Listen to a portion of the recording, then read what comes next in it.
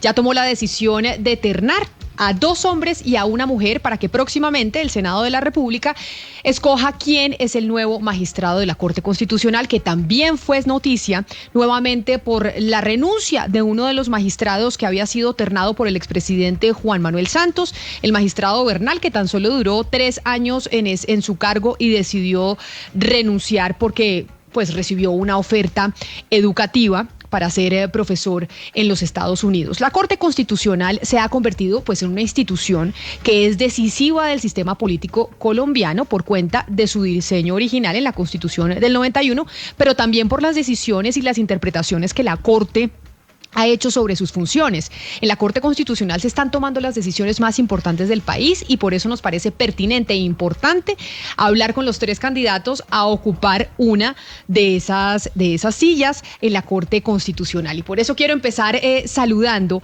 a Natalia Ángel Cabo, que es una de las candidatas para ser magistrada de la Corte. Es abogada, profesora de la Universidad de los Andes, con un LLM en Harvard, es candidata a doctorado también, así que tiene todos los pergaminos para estar precisamente en ese puesto. Doctora Ángel, bienvenida, gracias por aceptar esta invitación, en donde queremos hablar quiénes posiblemente pueden llegar a ese alto cargo en el país. Gracias por estar con nosotros en Blue Radio. Camila, muchas gracias y saludos a toda la mesa de trabajo y a mis colegas, el doctor Ibáñez y el doctor Henao. Y entonces, ya que usted hace el saludo, aprovecho para saludar al doctor Jorge Enrique Ibáñez Najar, que fue viceministro de Justicia, pero además es abogado con una maestría en Derecho Constitucional. De igual manera es profesor y árbitro internacional de la Cámara de Comercio de Bogotá y otro de los grandes candidatos dentro de esta terna. Doctor Ibáñez, bienvenido. Gracias por aceptar esta invitación aquí a Mañanas Blue. Camila, muy buenas tardes y a todos sus compañeros de la mesa de trabajo, con un saludo muy especial para Natalia y para Marino. No lo veo en este instante, pero con un saludo especialísimo. A mí particularmente me honra estar en una terna acompañando a la doctora Ángel y al doctor Marino Tadeo. Le pido el favor, Camila, que tenga en cuenta que yo nunca he sido viceministro de Justicia. Me ofrecieron ese cargo en alguna oportunidad, lo rechacé y por supuesto jamás lo posicioné. Muchas gracias. Tiene razón, doctor Ibáñez, tiene toda la razón. Equivocación mía que leí un texto equivocado. Vamos en minutos con el doctor Marino Tadeo Henao, que también es abogado de la Universidad Externado de Colombia, fue procurador auxiliar y ya estamos haciendo la conexión porque queremos tenerlos precisamente a los 3. Y yo empiezo, mientras logramos la conexión con el doctor Tadeo Henao, preguntándole a la doctora Ángel si realmente para los abogados constitucionalistas el mayor honor es llegar a la Corte Constitucional. Y le hago esta pregunta, doctora Ángel, porque si es así, uno se sorprende cómo hemos tenido casos de magistrados que renuncian a su cargo sin haber completado los 8 años. Y eso acaba de pasar la semana pasada con el doctor Bernal. Y ahí es donde empiezo yo a hacerle esa pregunta. ¿Sí es el mayor logro para un abogado en su vida llegar a la Corte Constitucional? Pues sí, yo personalmente sí ha sido, digamos, toda mi carrera la he hecho en función de llegar a este alto tribunal. Creo que es un honor ser magistrado de la Corte. Creo que para mí por lo menos es el logro más alto al que podría llegar como magistrada y obviamente pues un sueño desde el día que yo decidí ser constitucionalista, ese era el lugar donde quería estar. Entonces pues claramente sí es el mayor logro para un constitucionalista, creo yo. Y lo mismo para usted, doctor Ibáñez, porque usted también está muy curtido en temas de derecho y por eso le pregunto exactamente lo mismo que le hago, la pregunta que le hago a la doctora Ángel. ¿Para usted también es el mayor logro que podría llegar a la Corte Constitucional? Indudablemente una gran aspiración de todos los abogados cuando empezamos nuestra carrera es llegar algún día al máximo Tribunal de Justicia.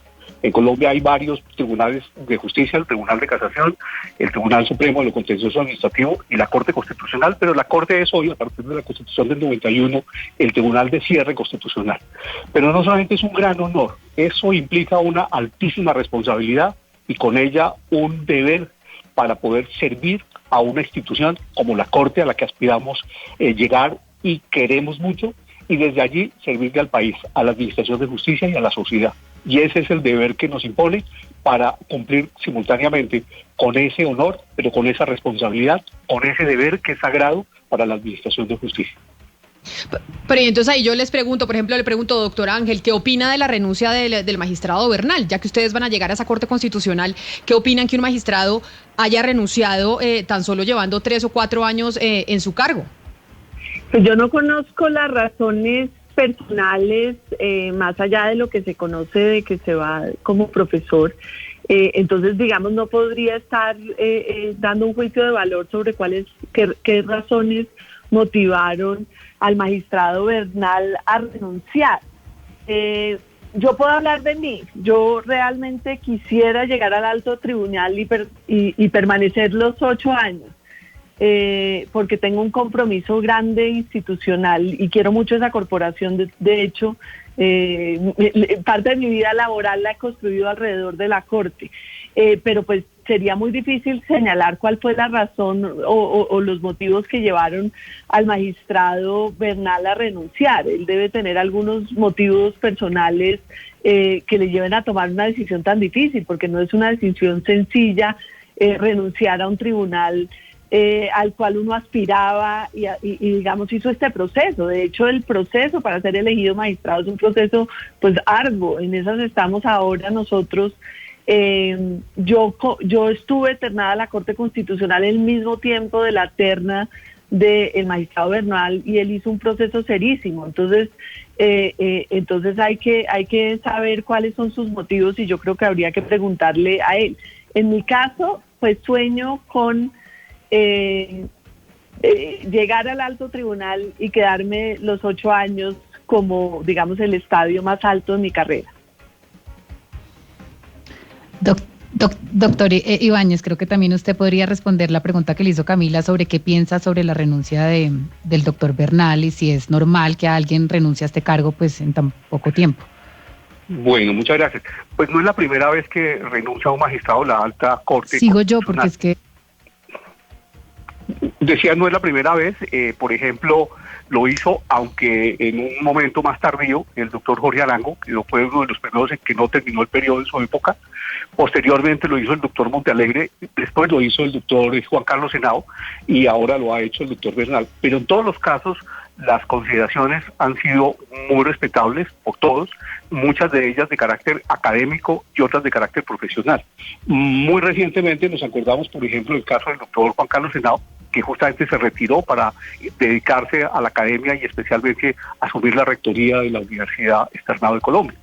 Y pues son decisiones personales, de acuerdo con sus proyectos de vida, que respetamos.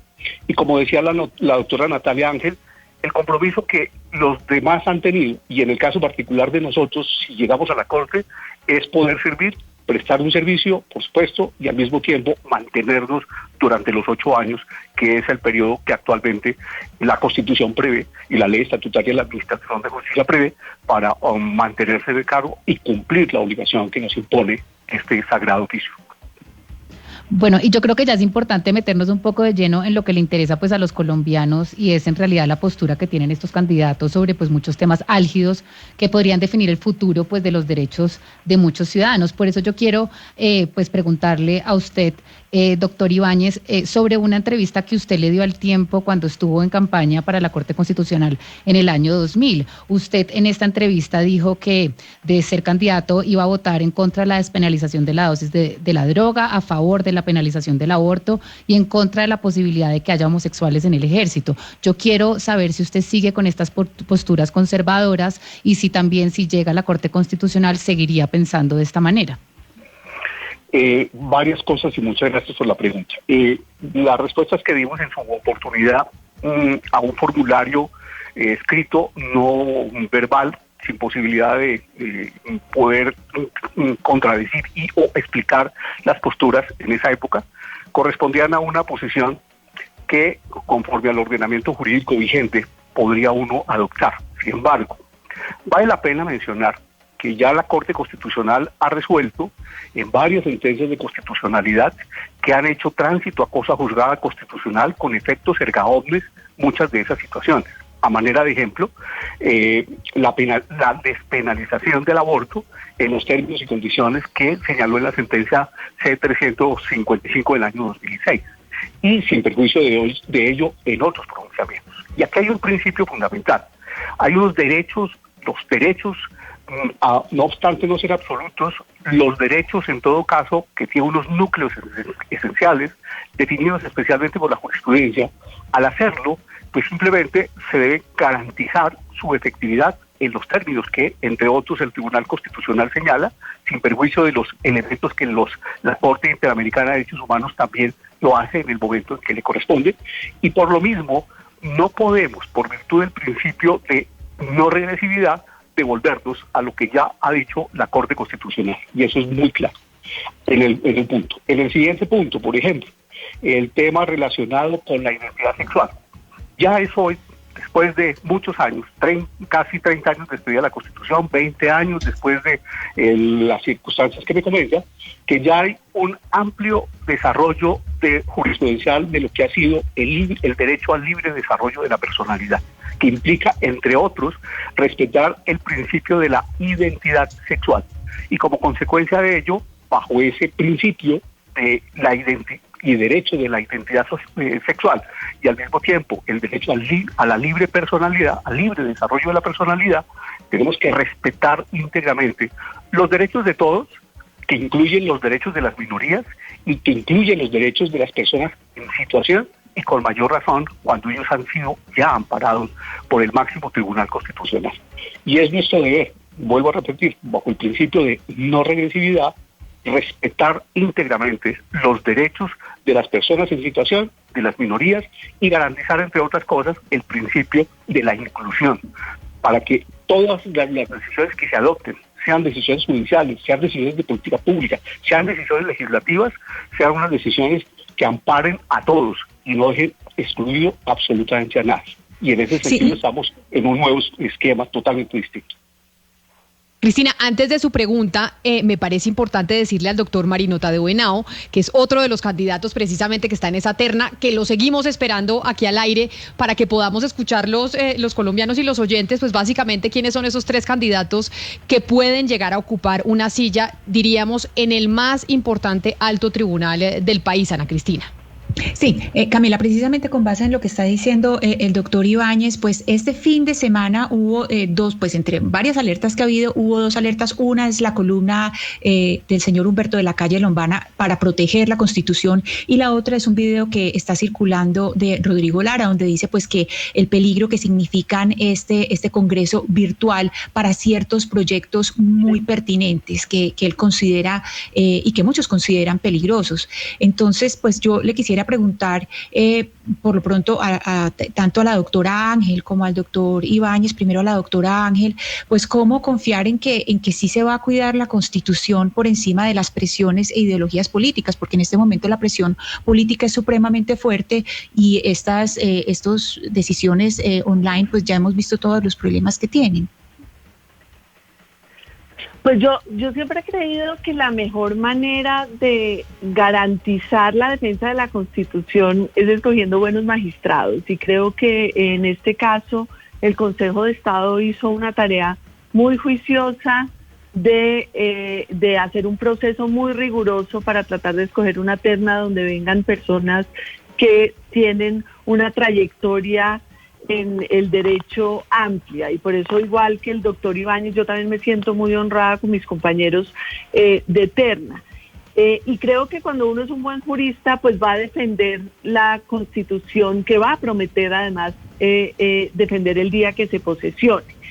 Entonces creo que la defensa de la Constitución también va a estar dada por las personas que llegan al alto tribunal, aunque yo siempre he señalado que no es solo la Corte Constitucional la que defiende la Constitución. La Constitución es básicamente una carta que debemos apropiarnos todos los ciudadanos y también defenderla, y creo que la Constitución del 91, en mi caso, yo siempre me he dicho, siempre en casi todos los discursos he dicho que soy hija de la Constitución del 91, y creo que es una muy buena apuesta para seguir defendiendo. Las constituciones son de largo aliento, no constituciones, 30 años pareciese que fuera una cantidad en una constitución y no lo es.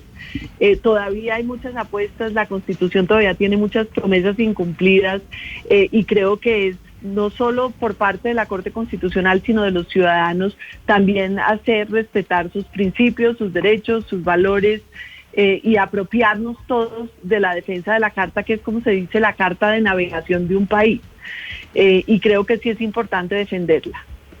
Y le sumo a la pregunta de mi compañera Ana Cristina y para que responda el doctor Ibáñez. Doctor Ibáñez, cuando nosotros hablamos de la terna, cómo había quedado conformada por el Consejo de Estado, tuvimos una discusión aquí sobre la independencia que tienen los magistrados después de ser elegidos en el Congreso de la República por una serie de partidos políticos. Y básicamente, cómo termina siendo esa relación y cómo pueden responder o no los magistrados si terminan siendo elegidos a los intereses de un partido político en particular. Porque entiendo, por ejemplo, que a usted lo apoyan los conservadores, a usted entiendo también que lo apoya el Centro Democrático, etcétera, etcétera.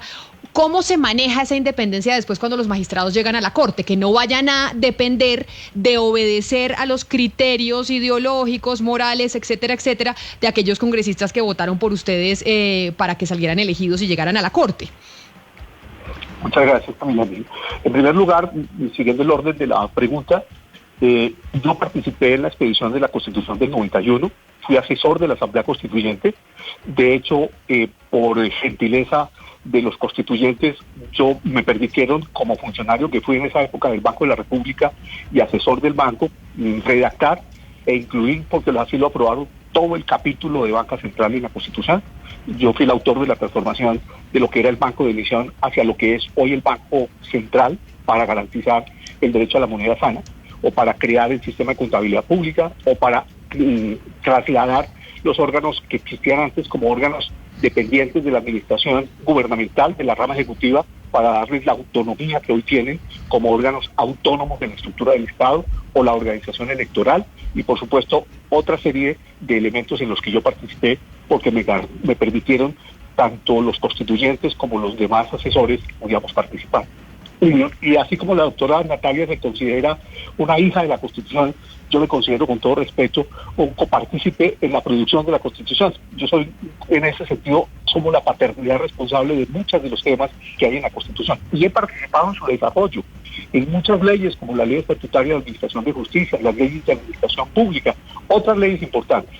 Y he enseñado durante estos 30 años la Constitución, sin perjuicio de haber enseñado la Constitución anterior, y por supuesto le hemos defendido íntegramente, tanto en los estrados judiciales como a su turno en la academia. A su vez, yo he tenido una experiencia como árbitro que me ha permitido ejercer la función de administración de justicia durante los últimos 20 años en más de 100 tribunales de arbitramiento, y todos me conocen en donde he sido riguroso, respetuoso, independiente y por supuesto absolutamente imparcial, como garante a su turno de los derechos de defensa, de contradicción, en general del debido proceso.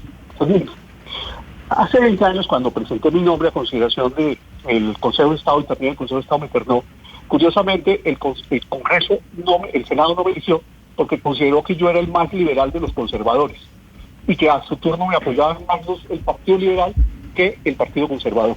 Y le voy a dar una anécdota que es curiosa. En ese momento yo pedía una certificación del Partido Conservador para que dijeran que yo, que había sido alguna vez militante del Partido Conservador y que fui concejal dentro del Partido Conservador hace muchos años, cuando estaba muy pequeño, no me la dieron. Pero no vaya al Partido Liberal, que usted es más amigo del Partido Liberal y más amigo de los otros. En la época, miren, yo me considero, tengo unos muy buenos amigos en el Partido Conservador, unos muy buenos amigos en el Centro Democrático, unos muy buenos amigos en el Partido Liberal, unos muy buenos amigos en el Partido de la U y al mismo tiempo en el Partido Verde, lo mismo que puedo tener, como los tengo, unos muy buenos amigos en Cambio Radical y al mismo tiempo en los partidos que hoy llamamos minoritarios, pero que en todo caso respetan las distintas ideas que nosotros tenemos y que todo el mundo conoce por mis libros, por mis laudos y por mi academia en donde he presentado las distintas alternativas. En ese sentido, yo no me considero, con todo respeto, y lo digo de verdad con mucho respeto, que sea un candidato que exclusivamente representa a un sector, sino representa y debemos representar íntegramente a los distintos sectores. Por eso tengo la independencia absoluta que me permite, si me permiten llegar a la Corte Constitucional, mantener esa independencia y garantía, porque la Constitución es de todos y no es de un partido político. Y por supuesto el respeto de los derechos y las garantías pertenece a todos. Y el orden constitucional y el Estado de Derecho es un asunto que nos corresponde a todos y no a un partido político. A propósito, doctor Ibáñez, de partidos políticos, el partido de gobierno, el Centro Democrático, desde hace algún tiempo ha venido intentando y promoviendo la idea de unificar las altas cortes en Colombia. Lo dijo el presidente Duque en campaña, el presidente Álvaro Uribe, o el expresidente Uribe, frecuentemente ha dicho que nunca fue partidario de la creación de la Corte Constitucional. Paloma Valencia también ha intentado presentar proyectos sobre el tema. ¿Qué tanto le conviene a la justicia en Colombia una supercorte? Nosotros tenemos una gran tradición jurídica en Colombia, especialmente a partir de 1910, y así lo hicimos en las exposiciones que hicimos en el Consejo de Estado. Primero, creamos de verdad una jurisdicción constitucional autónoma a partir de del año 2010. Es el primer país del mundo que en 1904 y posteriormente en 1910 creó la acción pública de inconstitucionalidad. Hans Kelsen quiso venir a Colombia a estudiar Derecho Constitucional porque decía: yo quiero estar en ese país donde un ciudadano tiene el poder de mover el aparato jurisdiccional del Estado para poder garantizar la vigencia, la garantía y la supremacía de la Constitución. Y a su turno, en 1913, hicimos una gran transformación en lo que se denomina la jurisdicción contencioso administrativa, que es un modelo, no solamente en Colombia, sino en América Latina. Es un referente internacional. Y por supuesto, toda la tradición histórica que tiene la Corte Suprema de Justicia. Nosotros ya abandonamos la teoría de la Corte única y tenemos una multiplicidad de cortes con una autonomía de cada una de ellas que debemos respetar. La Corte Suprema de Justicia como Tribunal de Casación para reconocer y tramitar las controversias entre los particulares, la jurisdicción de lo contencioso administrativo, que tiene una amplísima trayectoria en Colombia y que debemos garantizar, y al mismo tiempo debemos ayudar a que mantenga su independencia y su autonomía, porque vuelvo a repetir, es un referente internacional, y debemos mantener un tribunal constitucional.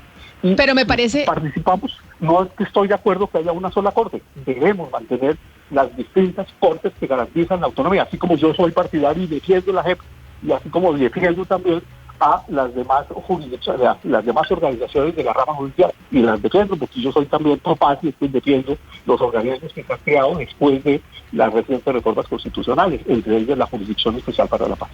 ¿Coincide usted, doctora Ángel, con esto que está diciendo el doctor Sí. Ibáñez, que además ha sido motivo también de muchas peleas entre los altos tribunales, que es lo que llamamos nosotros en los medios de comunicación con esos titulares que siempre titulamos igual, el de choque de trenes? No, el choque de trenes es, digamos, la discusión que tienen sobre decisiones de la Corte Constitucional que en realidad no están en contra de algunas otras decisiones que han tomado otros tribunales, casos de tutelas contra sentencias. Digamos, yo creo que el choque de trenes no se resuelve haciendo una corte, y yo comparto con el doctor Ibáñez que tenemos una tradición jurídica de larga data y que hay que respetar, y me parece que la razón de ser de la Constitución del 91 y de la creación de la Constitución de la Corte Constitucional en la Constitución del 91 fue precisamente tener un tribunal muy fuerte que defendiera la Constitución. Creo que ya después de casi 30 años que tiene este tribunal en ejercicio, echar para atrás sería muy difícil, creo que muy difícil e inconveniente. Creo que se ha consolidado una jurisdicción constitucional fuerte que se debe seguir consolidando. Y creo que lo que tú llamas choque de trenes hay que solucionarlo, digamos que no le hace bien a la justicia, pero no, la solución no es de ninguna manera a través de una sola corte. Eso no es lo que va a solucionar un problema o una discusión que en realidad termina siendo jurisprudencial y podría solucionarse de otras maneras. Me parece que la Corte Constitucional hay que seguirla fortaleciendo, al igual que hay que seguir fortaleciendo a las distintas cortes y a la institución judicial como un todo. Igual es una sola rama judicial que puede tener distintas cortes, y esas cortes tienen que estar fortalecidas. Y digamos, no estaría de acuerdo con esa propuesta. Pero mire, les voy a hacer a los dos una pregunta que nos hace un oyente que se llama Miguel a través del 301-764-4108, que me parece interesante y va en la línea con lo que están diciendo, y empiezo por usted, doctora Ángel, y dice: ¿qué opinión les merece el tan criticado por unos o defendido por otros activismo judicial que señala a los magistrados de la Corte Constitucional de usurpar muchas veces las competencias que son reservadas para el legislativo? Hay una crítica enorme por un sector a la Corte Corte Constitucional que dice que la Corte Constitucional se está abrogando funciones que no le competen, como por ejemplo legislar.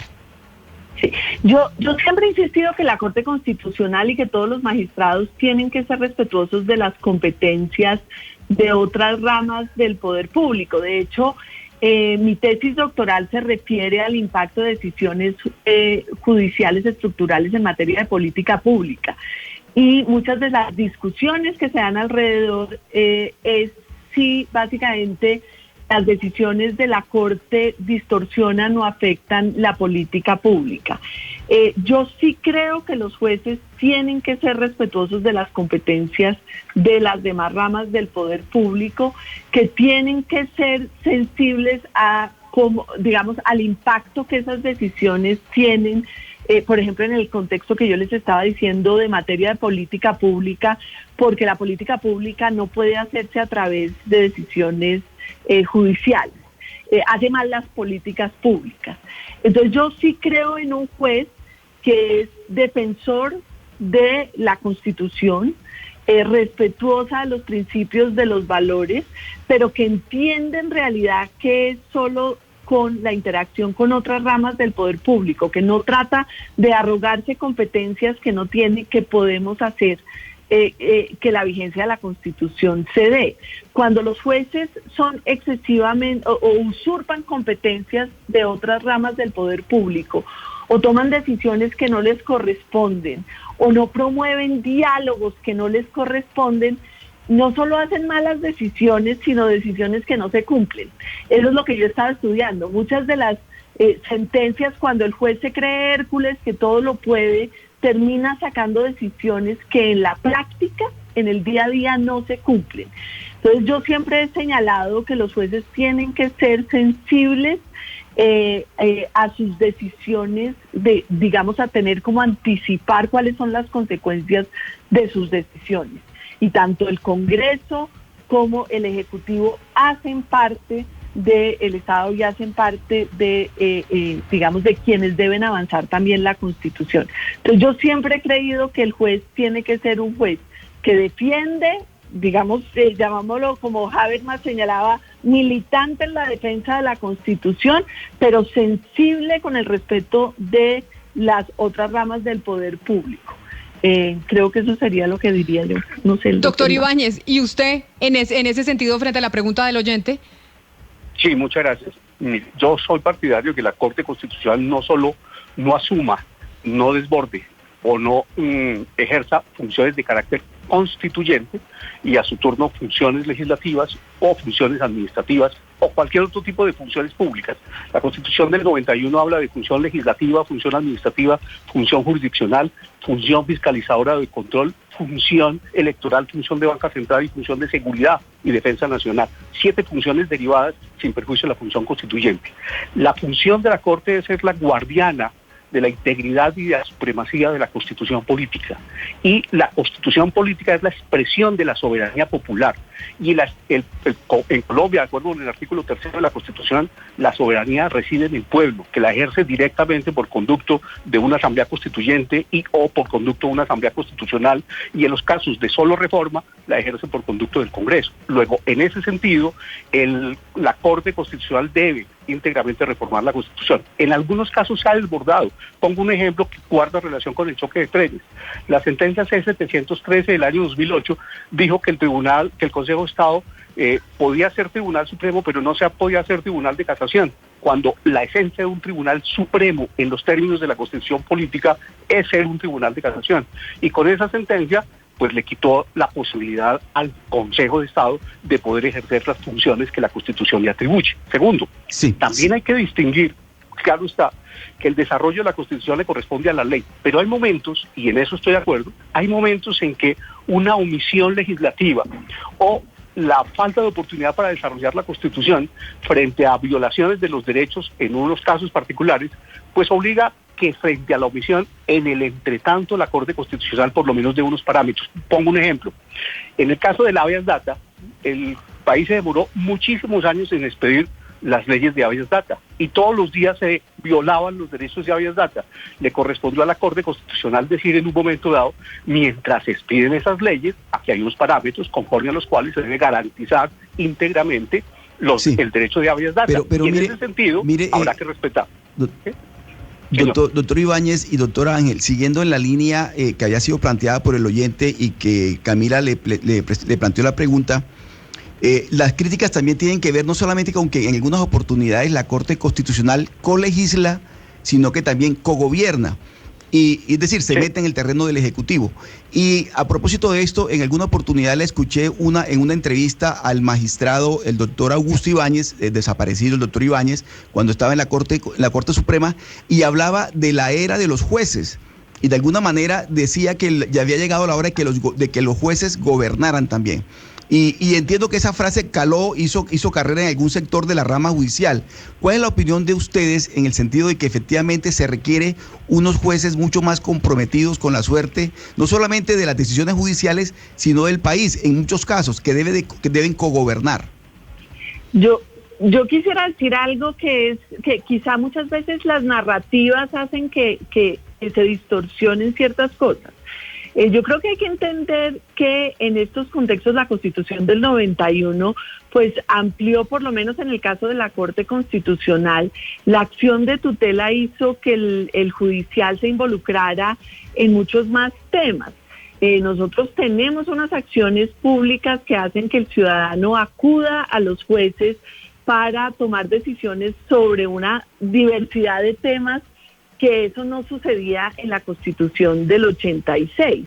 Entonces yo sí creo que uno tiene que entender también en la Constitución del 91 que sí le dio una mayor cercanía a los ciudadanos, a los jueces, y por eso, digamos, en temas constitucionales nosotros vamos a encontrar una mayor relevancia de lo que algunos académicos llaman la constitucionalización de la vida social. Temas que antes simplemente no estaban, competencias del juez constitucional que simplemente antes no estaban. Entonces, no es el mismo diseño constitucional hace que no sea sorprendente una mayor fortaleza y una mayor relevancia de los jueces en muchos otros temas que antes no estaban. Sin embargo, vuelvo e insisto yo en la necesidad del balance entre el rol del juez y las distintas ramas del poder público. Por ejemplo, una de las grandes preocupaciones que tienen muchos es en materia económica. Hay unas discusiones constitucionales muy fuertes sobre si el juez debe intervenir o no en materia económica o en materia de política pública, porque, como les digo, son de competencia del Ejecutivo. Entonces, cuando el juez toma decisiones económicas, podría señalarse que entonces está interviniendo en las esferas de otras ramas del poder público. Yo siempre he tenido una respuesta a esa pregunta que tiene que ver con el balance de funciones entre las distintas ramas, y es que es una muy mala pregunta. Uno no puede preguntar si el juez debe intervenir en la economía porque el diseño económico le corresponde en principio al Congreso o al Ejecutivo, porque el diseño constitucional va a hacer que el juez constitucional, a través de acciones públicas de inconstitucionalidad o a través de acciones de tutela, pues termine involucrándose en temas económicos. La pregunta relevante, y yo creo que para todos los temas, no es si va a intervenir en la economía, sino cuál es la mejor manera de su intervención. Y uno, por ejemplo, para seguir con mi ejemplo en temas de política pública, pues si el juez constitucional considera que tiene que usurpar las competencias del legislador y tomar decisiones demasiado detalladas donde no tiene el expertise técnico que podrían tener, digamos, el Ejecutivo en ciertos casos, el legislador, pues en realidad, como les digo, son malas decisiones. Pero sí, el juez no quiere decir que no tenga ningún rol.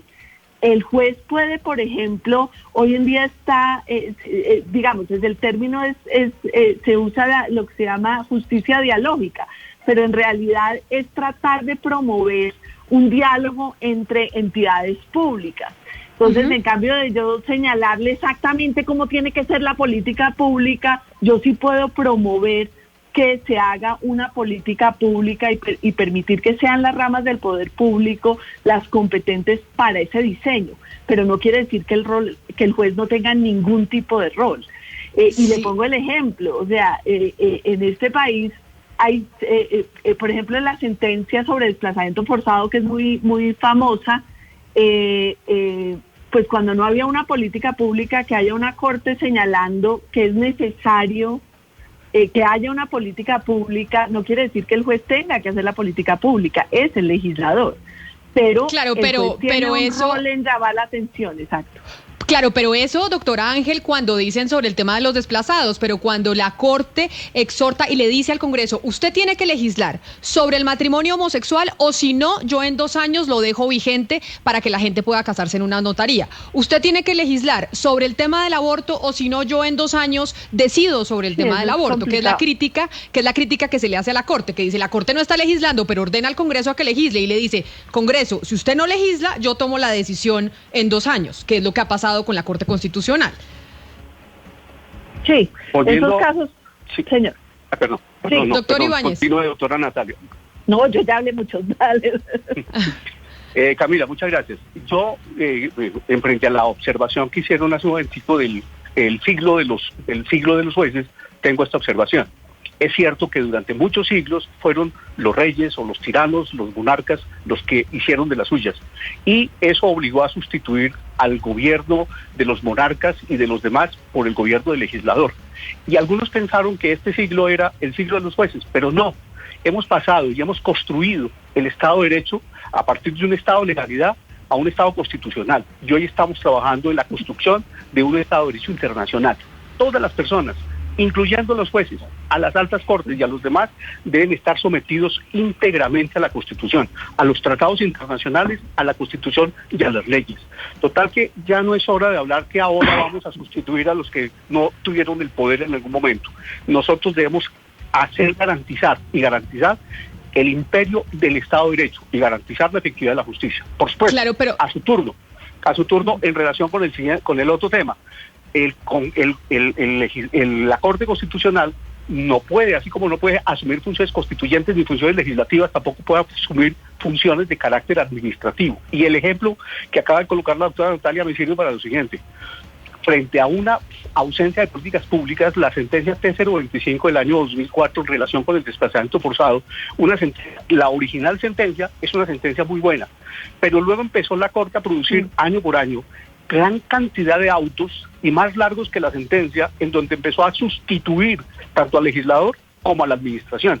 Y ahí, en un estado de cosas inconstitucional que se mantiene aún porque no ha sido levantado, no ha sido declarado que se ha superado, entonces la Corte Constitucional ha desbordado con el respeto debido sus competencias para asumir funciones que no le corresponden. Y eso tenemos que evitarlo en lo sucesivo. Doctor Ibáñez y doctora Ángel, yo les voy a preguntar sobre una discusión que tuvimos aquí y después quisiera que mis compañeros les preguntaran sobre posturas específicas para que lo hiciéramos de manera más expedita. Y es lo siguiente. Finalmente usted dice, doctor Ibáñez, que los magistrados de la Corte tienen que respetar la Constitución, tienen que respetar los tratados internacionales y que estamos entrando a este año, a ese siglo, digámoslo así. Pero no se nos puede olvidar que quienes llegan y conforman los tribunales son seres humanos que tienen inclinaciones ideológicas, que tienen posturas éticas y morales diferentes por cuenta de su contexto. Y ahí entramos entonces cuando empezamos a discutir, bueno, ¿y el que va a llegar va a ser más conservador o va a ser más liberal? ¿Qué peso y qué contrapesos va a haber dentro de la Corte? Porque por más de que se ciñan a una carta política, pues también quienes están haciendo la interpretación de las leyes son seres humanos como todos. Y ahí yo le pregunto, doctor Ibáñez, y la misma pregunta se la hago a la doctora Natalia, y ahí mis compañeros van a empezar a preguntar sobre asuntos específicos que decide la Corte Constitucional. Y es, doctor Ibáñez, ¿usted considera que si usted entra a la Corte, la balanza se inclina hacia el lado conservador o hacia el lado liberal? Mire, un magistrado de la Corte, como cualquier ser humano, tiene unas posiciones ideológicas, algunas posiciones desde el punto de vista doctrinario y al mismo tiempo tiene unas posiciones religiosas. Pero uno como juez, y yo lo he sido durante 20 años, uno como juez no juzga, no administra justicia, ni con la Sagrada Biblia, ni con unos principios propios del partido al que seguramente pertenece. Uno tiene la sagrada misión de administrar justicia con la Constitución y la ley. En nombre de la Constitución y la ley, administrando justicia en nombre también del pueblo, porque así lo dicen las sentencias de la Corte Constitucional. Y uno debe desprenderse de su condición ideológica y de sus postulados religiosos para que en ejercicio de sus funciones del cargo asuma íntegramente la competencia como juez, para garantizar íntegramente la Constitución. Desde y ahí luego, yo entonces... la Constitución es una Constitución política, pero la Constitución, el pueblo se casó con unas teorías que mientras el pueblo no las modifique a través de una sustitución o una expedición de una nueva Constitución, la Corte Constitucional tiene la obligación de garantizar lo que esa Constitución establece. Y ese es el criterio. Y antes de ir con la doctora Natalia, que nos responda a esa misma pregunta, cuando usted dice, la religión, por más religioso que sea yo, no tiene que generar ningún tipo de influencia en mis fallos como juez constitucional, pero por ejemplo, cuando se está discutiendo una sentencia sobre el aborto, y yo directamente le pregunto, doctor Ibáñez, usted, si llega a la Corte Constitucional y le toca esa discusión, ¿cuál sería su postura? Es que, vuelvo a la primera pregunta, ya esa es una discusión, no es nueva, hay unas sentencias de la Corte Constitucional que han definido una serie de asuntos que han sido planteados ante ella y los ha decidido la Corte y todos los hemos respetado. Ahora, situaciones nuevas relacionadas con una ampliación de derechos, pues habrá que revisarlos. Yo soy respetuoso de las decisiones que hasta ahora la Corte Constitucional ha adoptado en esa materia. También le digo lo siguiente con mucho respeto, y no sé cuál es la opinión de la doctora Natalia Ángel ahí sobre el particular y de los demás, pero unas posiciones muy concretas hoy en relación con el tema es imposible definirlas si no es a partir de la demanda y de los elementos que constituyan el contexto de la demanda. Pero si hemos de asumir una postura hoy en estos debates, pues eso genera después que mañana nos tengamos que declarar impedidos o que nos recusen por asumir una posición concreta. Entiendo perfecto. Pero sobre entonces esa misma pregunta, sin preguntarle sobre el aborto, doctora Ángel, hacia dónde inclinaría la balanza en la Corte si llegase usted a ocupar ese cargo. Es lo mismo y a veces uno no se da cuenta cómo funcionan las decisiones en la Corte, no son decisiones individuales, sino bastante colegiadas. Y por lo menos yo que he tenido el ejercicio de ser conjuez en la Corte Constitucional, o el ejercicio, no, el honor de ser conjuez en la Corte Constitucional, es bastante sorprendente que muchas veces llega uno con una idea de cómo piensa que debe ir el caso y a través del diálogo y de la discusión colectiva uno termina cambiando su postura. Entonces no es necesariamente que uno la tenga que, además, bueno, igual la Corte también pues tiene muchas decisiones que son muy cercanas.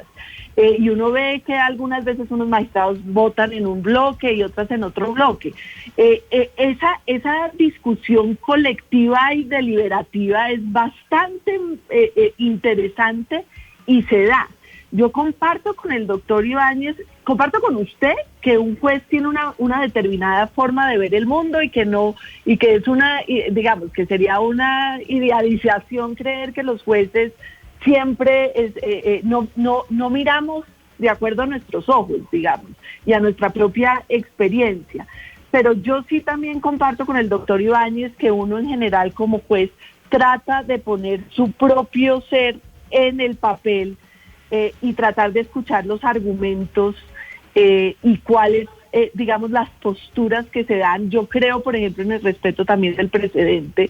Entonces no es que haya un juez que es completamente libre para tomar una decisión, sino que en realidad tiene que seguir un precedente que ya está establecido por la Corte y que digamos, tiene que tener unos muy buenos argumentos para alejarse del precedente y hacerlo explícito. Entonces no es así de fácil que es que llegue un magistrado y pueda cambiar el curso, lo creo difícil. Y además, Camila, si usted se da cuenta, hay decisiones en donde hay magistrados que los ubican políticamente en un área, en una tendencia, y terminan tomando decisiones muy distintas. Caso del doctor Bernal. que renunció Bueno, y se creía que era de una tendencia política ideológica y terminó siendo de otra. Ya les iba a decir magistrados, alguno de los dos va a llegar a ser magistrado de la Corte Constitucional. Se nos acaba el tiempo, nos podríamos quedar horas, mis compañeros se quedaron con muchas preguntas sobre el tintero, porque sin duda alguna el cargo que alguno de ustedes va a llegar a ocupar pues es uno de los más importantes del país, y por eso nos parecía importante que los oyentes escucharan quiénes son aquellos candidatos que están aspirando a esa silla. Doctora Natalia Ángel, mil gracias por haber estado con nosotros, y no le deseo suerte, sino simplemente una competencia en franca lid en el Congreso de la República. Necesitamos más mujeres en la Corte. ¿Usted consideraría, si no, me decía un oyente que sí, que le preguntara, me decía un oyente, pregúntele a la doctora Ángel si ella no gana, si consideraría que es una decisión machista del Congreso de la República y que si el tema del género tendría que ver? Yo creo que las mujeres tenemos ciertas dificultades grandes, pero eso ya me da como para tener horas, pero no creo. El Congreso siempre a mí me ha tratado muy bien, la vez pasada también me trató muy bien, pero sí necesitamos más mujeres en la Corte. Claro que sí. Yo puedo decir, Camila, con mucho respeto, que así como se ha referido a nosotros como magistrados, yo aspiro que el Senado esta vez tenga la posibilidad de elegirme a mí, y en una próxima oportunidad, en alguna próxima ocasión, la doctora Natalia pueda ser también magistrada de la Corte, porque tiene unos pergaminos que la habilitan para poder llegar.